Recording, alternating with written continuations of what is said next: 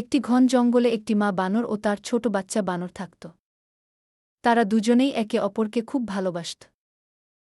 একদিন মা বানরটি বাচ্চার জন্য মধু সংগ্রহ করতে একটি বড় গাছে উঠল। গাছের উপর ছিল একটি বড় মৌমাছির চাক। মা বানরটি সাবধানে চাক থেকে মধু নিতে শুরু করল। কিন্তু হঠাৎ গাছের একটি শুকনো ডাল ভেঙে গেল। মা বানরটি অনেক উঁচু থেকে নিচে পড়ে গেল এবং মারাত্মকভাবে আহত হল। নিচে দাঁড়িয়ে থাকা ছোট বাচ্চা বানরটি খুব ভয় পেয়ে গেল। সে কাঁদতে লাগল, কিন্তু তবুও সাহস হারাল না। অনেক কষ্ট করে সে তার আহত মাকে ধীরে ধীরে টেনে তুলে তাদের বাসার দিকে নিয়ে গেল।